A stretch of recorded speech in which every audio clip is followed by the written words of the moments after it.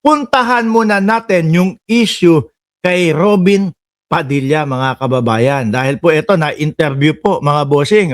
Ang magandang gabi po, Tita Mel. Thank you very much, Senator. Once and for all, can you confirm po yung mga ulat, mga sabi-sabi dyan? Kayo daw yung kasama ni Senator Bato de la Rosa sa pag-alis sa Oo, kumpirmado, nakasulat, nakalag doon sa logbook ng Senado. Itatanggi mo pa ba yun? Senado. Kayo pa raw yung nagmaneho ng sasakyan palabas. Bandang 12:30 ng madaling araw noong Huwebes. Oo, sir. Yun yung sinasabi ng mga nakakita sa inyo, sir, ha? Huwag mo itatanggi, ha? Tingnan natin kung talaga bang totoo yung sinasabi ni Mariel na kahit mapahamak si Robin, pag merong kasama kaibigan niyan, ipagtatanggol. Sige nga, tingnan natin kung kaya, sir. Senator, ano po ba totoo, sir? Tita Mel, ano po kasi ang sabi po ng mga otoridad, magkakaroon daw po ng investigasyon patungkol dyan. Mas maganda po siguro kapag magkaroon na lang po ng official investigation at sila na lang po ang magpahayag. Kasi kapag iba-iba po ang lumalabas sa balita, mas Hindi, Binoy, sasabihin mo lang, opo, ako ang nag-drive, ako ang nagmaneho, ganun lang. naguluhan po yung Total, para makuha yung panig mo. ating mga kababayan sa naganap. Kaya sana po, antayin na lang po natin yung formal investigation. Opo. O sige, Senator, ganito na lang meron kaming inihandang video. Panoorin po natin, isang SUV. Madulas, ayaw nang sabihin na, oho. Yung tipo bang tapang-tapang ni Binoy, oo, ako po ang nag-drive, nagmaneho. Siguro, kinakabahan na po dahil siyempre kapag kayan umamin, mga bossing, at posible na makasuhan ng harboring ng pugante o obstruction of justice, mga kababayan, yari siya. Kaya ngayon, medyo tikom na ang bibig, naduduwag na magsalita. Di ba? Sabi ni Kilwix, wala na. Nakunan kasi ng GMA News palabas ng Senado bandang 12:30 ng madaling araw nung Huwebes po, nung May 14. Ang plaka po niyang sasakyang puting yan, although binler namin, bilang Fortuner. Siguro mga B variant yan o baka mas mataas sa V variant. Kasi, di ba ang mga sasakyan po, kagaya niya, Fortuner, merong mga variants po yan. No? Meron, hindi ko na alam kung ano yung top of the line ng Fortuner Pero yung sa akin dati, nung 2018, V variant yung sa akin. No? Yung likod, tumataas ng ganon. Pero for sure yan, top of the line yan. respeto, ito po ay pareho ng plaka ng sasakyang sinakyan daw ni Senator Bato. Paalis ang Senado. Batay sa report niya na binigay sa GMA News. Ngayon, sasakyan niyo po ba itong puting nakuna namin ito, Ayan. Senator? Kotse niyo pa ba yan? Upo ba yan? Ayaw po. Yan. Hindi niya na kayang itanggi yan kasi makikita kung saan nakarehistro, pati yung plaka niyan. Opo, sasakyan ko po yan. Nakita nyo naman, Yan ang pinaka-humble na sasakyan dito sa Senate. Fortuner lang.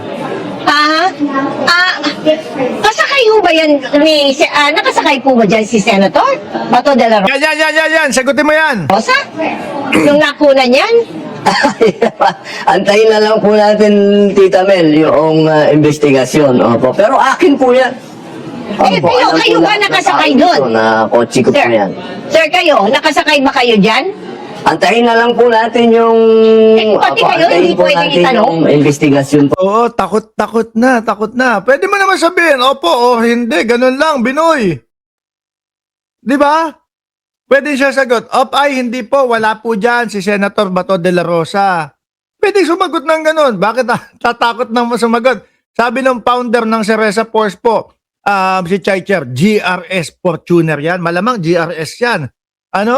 Na-shoutout na kita nung wala ka pa. Balikan mo yung video. Binati ka namin lahat doon. Para... Okay. Ano po, Tita Mel? Ito pa isa.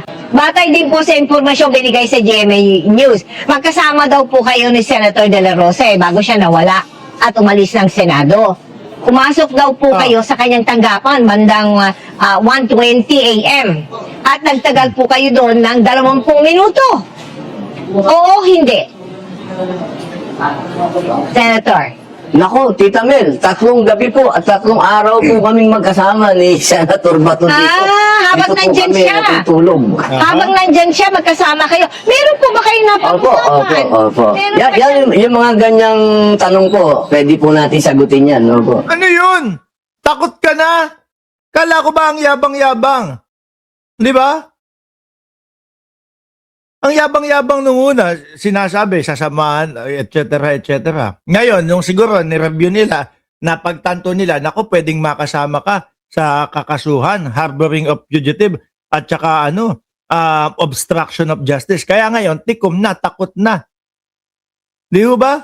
Okay, good. Meron po ba siyang paiwatig sa inyo noon tungkol sa kanyang balak Opo. na pag-alis sa Senado? O anong gagawin niya?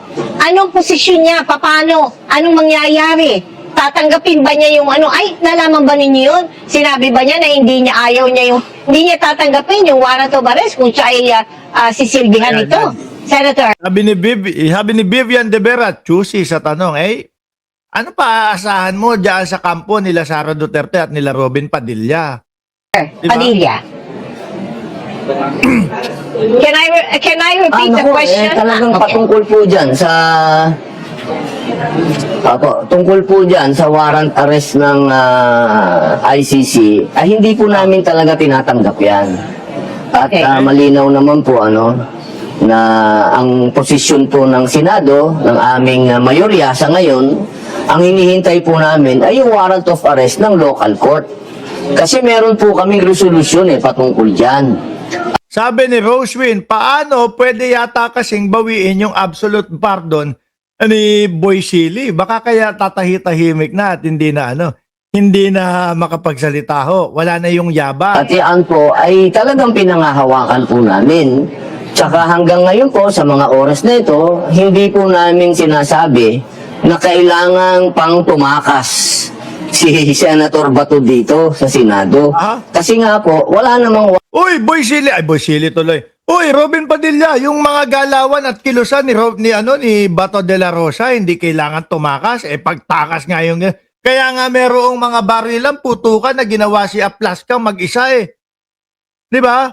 Para mailusot ito, para tumawag ng atensyon doon sa ibang bagay at tapos si Bato de la Rosa hindi mapansin, natatakas na. Siyempre lahat nakakondisyon na yung utak doon sa warning shot ni Aplaska na 32 beses. Di ba? First time in the history yata yun, mga kababayan. Warning shot, 32 beses.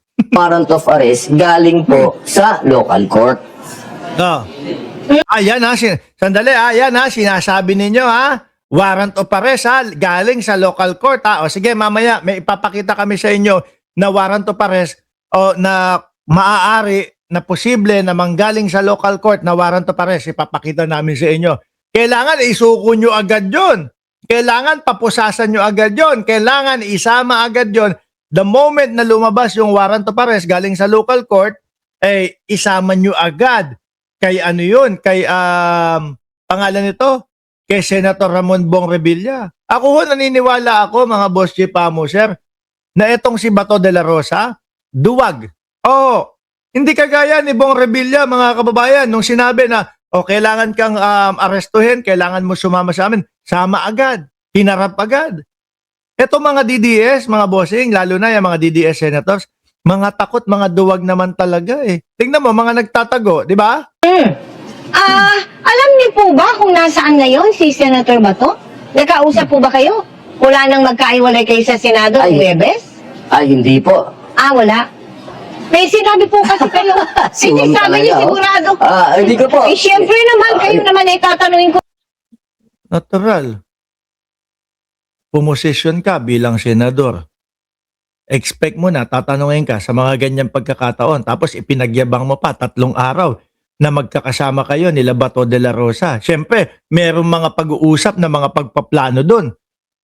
Tapos kapag ka tinatanong ka, ganyan ang iaasal mo. Akala ko ba para sa Pilipino?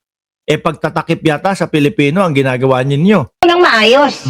Diba? Kasi yan ang gustong malaman ng taong bayan Sir. Oo. Yan po naman yan, hindi lang ako. Kaya, Kasi Oo, totoo. Ano, sasabihin na naman ho nila, nako, namumuliti ka si Mel Chanco. Di ba? isa na po. Kaya ako nga po itatanong yung sa inyo. po ng- Nabuhay na itong sila Robin Padilla at itong mga DDS na ang tanging isasagot ay pamumuliti ka. Kapag ka tinatanong kung ano yung mga katotohanan. Opo. oo. So, 3 araw kayo magkasama. Ako po yung pasensya sa ating mga, opo. Oo. Ay, hindi po ba, Opo, 3 araw, 3 gabi po kami na magkasama. Opo. ay hindi po ba overnight lang si Bato? Si Senator Bato sa Senado? Ay, sandali, oo nga, sandali. Oo nga, ano. Dumating nung umaga. Tama nga. Overnight lang? Hindi po. Ay, hindi ba? Hindi po, magmula po Lunes. Mula po Lunes hanggang Miyerkules po kami. 2 araw. 2 araw lang.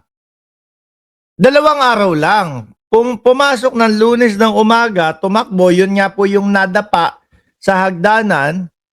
At pagkatapos, kinagabihan, ganon, hindi nakalabas. Kinaumagahan, namumutla yung muka na, hindi na alam ang kanyang gagawin, kasama na yung pagkanta niya.